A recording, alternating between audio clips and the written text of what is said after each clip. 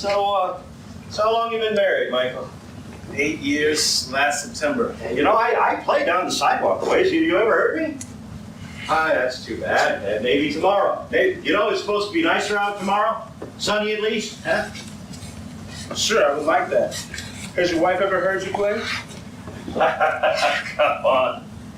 I used to be married. Long time ago. Beautiful woman. You like cards?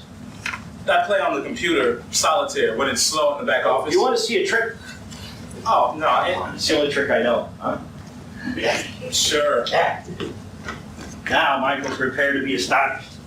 Without looking at these cards, I will apply my magic grip, and I will take just a couple of cards off the top of the deck, and I will identify the card I am showing to you without looking. Watch carefully. 7 of clubs. Aha! Yeah. Want to see that again? Mystical.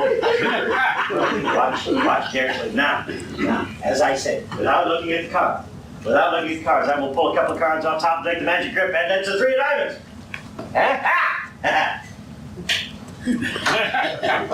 I never said it was a great trick. Hey, you ever play Go Fish with Annie? I'm not even sure we own a deck of It cards. was a fun game. Kids love it. It helps with memory, too. You know, I appreciate you letting me stay here a bit, Michael. Many people in this city are not so accommodating. Where are you from, originally? Well, most recently, the Quad Cities. I was a kind of handyman at Black Hawk College for about a year. You ever heard of it? Seriously? I lived there several years ago. Took classes there. What happened? How come you left? Oh, well, laid off, you know. Budget cuts, let go non-essentials. I hadn't been there long enough for them to justify keeping me over some others who'd been there a lot longer. I know how that goes. That's why I'm here. Third shift. The only kind of work left these days. Well, what would you do if you could do anything? What's your passion? Oh, I wouldn't call it a passion. Always wanted to teach. Grade school, first grade. Hey, do you mind if I ask you a personal question? Shoot. I have been all over this country. Yeah, I know, you wouldn't know how to look at me now, but I've met hundreds of people, all different in their own way. I've been taking a kind of informal survey, you might say. Ask them all the same questions. If you had one thing in your life that you could do again, one regret that you could just snap your fingers, it would disappear in a puff of smoke like it never existed, what would it be? One do-over, as my daughter would say, huh? Yeah. Well, I suppose I wish I would have finished college. No. That's a bit too easy. Everybody says that. Give me a solid one, something you can sink your teeth into. You got any 3s? What? 3. Oh, go fish! Yeah. Go fish. Sink my teeth into, huh? Well, I suppose I wish we would have had another kid. Yeah, Barb can't have you anymore. She was involved in a car accident not too long after Annie was born. Driver broadsided her. Nothing life-threatening, just damaged her pelvis so badly doctor said it'd be too dangerous to try to have another. Any tubes? You know, you could always adopt. Kings. Go fish. It's been kind of stressful lately. We thought about it, though. I just lost my job a month ago. That's why I'm here. Hard to find work without a degree nowadays. It's been hard on my wife, too. Me sleeping through the night. Me sleeping all through the day with our 2-year-old running around. You know? It's been kind of stressful on us. I don't even get to see her that much. And, you know, I guess I have a lot of regrets, JT, just like most people.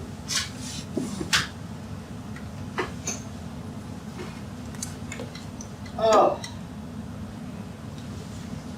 I know a lot about regrets. If only. Those must be the saddest two words in the whole world. Regret. I read a quote once. Regret for the things we did can be tempered by time. It is regret for the things we did not do that is inconsolable. What does your wife do, Michael? Right now, she just takes care of Annie. Just? Any checks? Go fish. You're right. It's the toughest job in the world.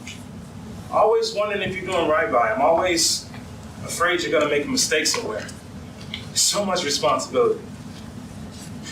Raising kids is certainly not easy. And Annie, she can be a real handful sometimes. And yet you want another. Well, I understand. It goes by very fast, Michael. Before you know it, they're in school, and then you turn around and you're holding a grandchild in your arms. Take it from a guy who's made a lot of mistakes, has many regrets. It goes by very quickly. You know what I mean? Yes and no, JT. Eights. Hey, I'd like to have that cup of coffee if that offer's still open. Oh, sure. Coming right up. Hey, no cheating.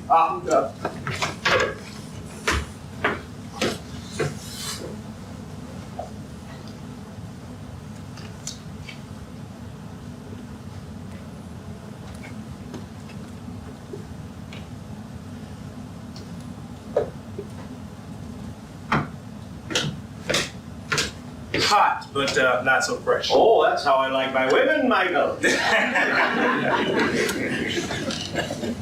So what is your story, JT? You seem articulate.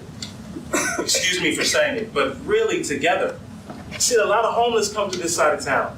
Most are a few turnips shy of a full garden, if you know what I mean. Oh, now careful, Michael. That's my family you're talking about there. Sorry. But you know what I mean, though. Come on, they seem like... Like losers? Miscreants? Psychopathics? Don't judge a book by its cover, Mike. But you are right about one thing. Many of them are lost.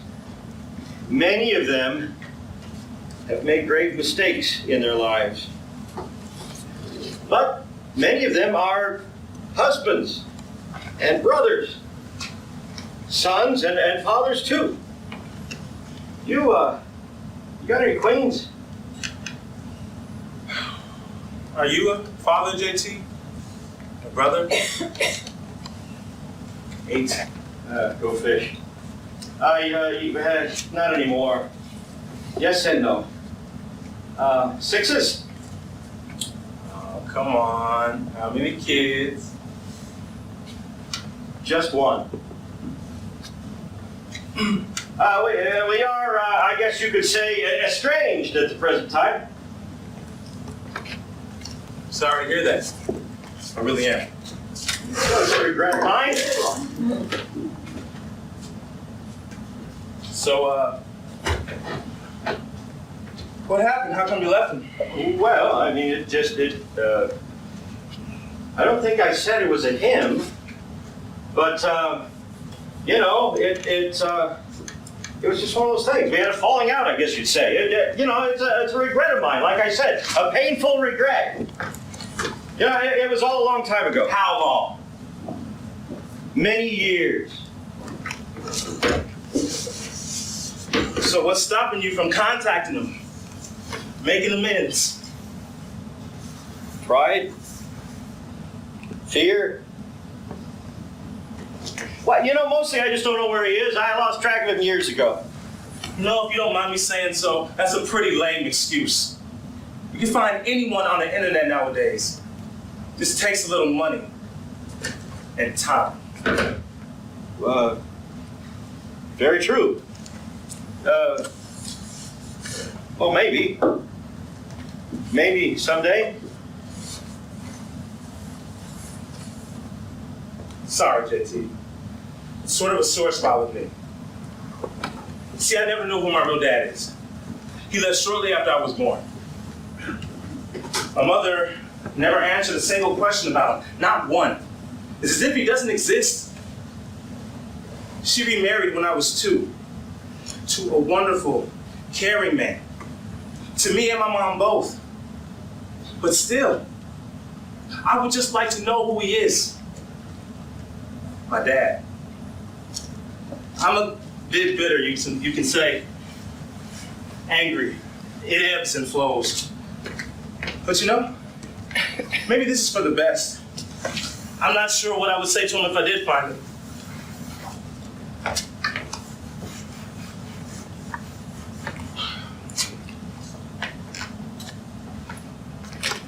Yeah, maybe it's better to let sleeping dogs lie, Michael. You might wind up not liking it at all. I'm not really the best person to be taking advice from, though. You know, it looks like the rain stopped. My bus is going to be here any minute. Thank you for the company, the coffee, and the conversation, Michael. Hey, here. Here, for you. For your kindness. Thanks, JT. You better come by and see you play sometime. I promise. You take care of Joseph M. Taylor. You take care of that little girl of yours. They grow up so fast. Yeah, they do. Yeah. Oh, JT, the cards. Now, hey, here, JT.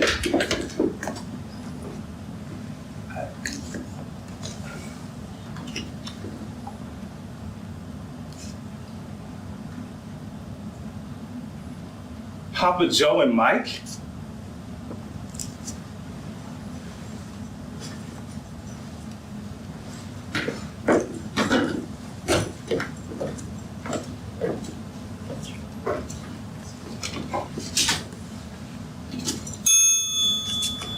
We have a reservation. Peterson. Can't wait to stretch out. That was the longest bus ride I remember. Where you coming from? The Big Apple. Feel sorry for the rest of them though, man. That bus is going clear to LA. Now, they have a long haul ahead of them. Yes, ma'am. They certainly do.